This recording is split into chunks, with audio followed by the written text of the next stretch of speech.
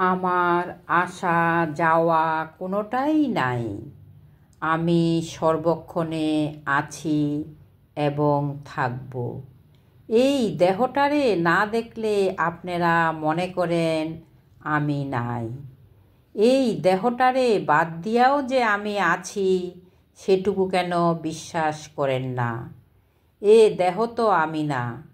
গুরু বাক্যে অন্ধ বিশ্বাস থাকা চাই। বেদবাণীর ছত্রে ছত্রে রয়েছে ঠাকুরের অমূল্য উপদেশ, যা আমাদের জীবনকে সুন্দরভাবে পরিচালনা করতে পারে। চলুন বন্ধুরা, আজ আমরা শুনব বেদবাণী প্রথম খণ্ড থেকে। বড়লোকের সাহায্য ভিন্ন অবস্থার মার্জন কি করিয়া হইবে? এই জন্য ন্যূনতা স্বীকার করিয়া শরণ লইবে। পত্রাংশ 166। জীবগণের প্রারব্ধবশত কর্মানুসারে মনের গতির তারতম্য ভোগ হইয়া থাকে এবং স্ত্রী, পুত্র, কলত্রাদি, ভাই, ভগ্নী, ইষ্ট, কুটুম্ব, সহায়, সম্পদ, যোগ বিয়োগাদি রূপে সম্বন্ধ ঘটিয়া থাকে।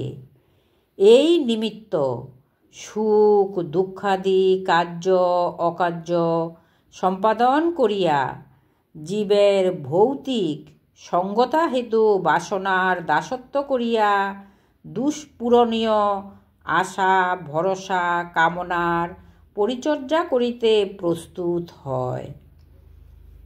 গীতায় প্রকাশ করিতেছেন, অর্থাৎ ধর্মযাজকের ধর্মসিদ্ধির বাধা করার জন্য আমি কামস্বরূপ জীবের নিকট বাস করি। কামনা বাসনা শূন্য জীবের নিকট আমি দৃঢ়তা বল হইয়া থাকি। এমতা অবস্থায় কোনো বিষয়েরই অর্থাৎ সুখ দুঃখাদি যাহা অদৃষ্টচক্রে আনিয়া দেয় তাহা ভোগে দেওয়াই ভগবৎ সেবা জানিবে। এই সেবা করিতে করিতে মনের চঞ্চলতায় যাহা আবর্তন করে তাহা সকল ভোগে প্রারব্ধ সূত্রে কাটাইয়া দিতে দিতে ভগবানের স্বরূপ নিত্যানন্দ দয়াপূর্ণ হইয়া যায়। পুনরায় জন্ম মৃত্যু জগতে আসা যাওয়া বাসনামূলক মায়ার গ্রহচক্রে আবদ্ধ হইতে হয় না। পত্রাংশ 167। এই জগতের মধ্যে এমন জীব নাই যে ভগবানের সেবা না করে, এবং এমন বস্তু ও অবস্থা নাই যে ভগবানের আশ্রয় না করিয়া থাকিতে পারে। এমন কোনো শক্তি নাই যে ভগবৎ কৃপা ভিন্ন চালনা করিতে পারে। ভগবৎ শক্তিতে স্বভাবের চঞ্চলতাদি দ্বারা ভগবানের সেবা কর্ম সমাধি হইয়া থাকে। এই ভগবৎ প্রীতি অনুষ্ঠানকারী শাস্ত্রিকগণ বেদ বেদান্তে পুরাণে সকল প্রমাণ করিয়া দিতেছেন। কেবল কর্তৃত্বাভিমানের দ্বারা ভগবৎ পদ ভুলিয়া কর্মকার্য হইতে সুখ দুঃখ উদ্বর্তন করিয়া জগতে গতাগতি দ্বারা সুখ দুঃখাদি সম্বন্ধ করিয়া লয়।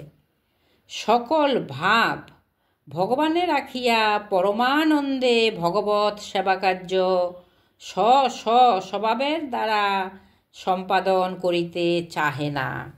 পত্রাংশ 168। সংসার কেবল ভ্রান্তিপাশে বন্ধন হইয়া সত্যব্রত পতিব্রতা ধর্মচ্যুত হইয়া ত্রিলোকে চরাচর প্রকৃতির দাসত্ব করিয়া চিরকূপে ডুবিতে থাকে। পত্রাংশ 169। ভগবৎ শক্তির আবরণ বিশেষণে স্থানে স্থানে নানান বিকাশ হইয়া থাকে।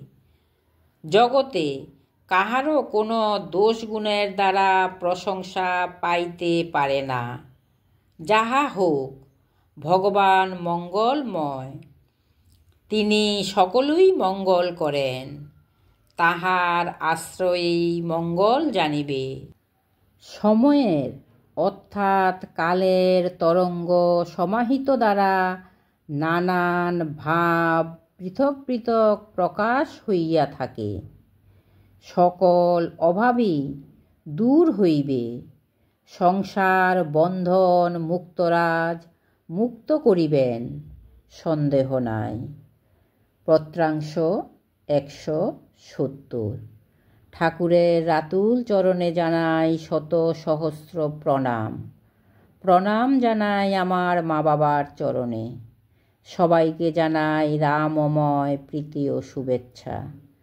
জয় রাম, জয় গোবিন্দ।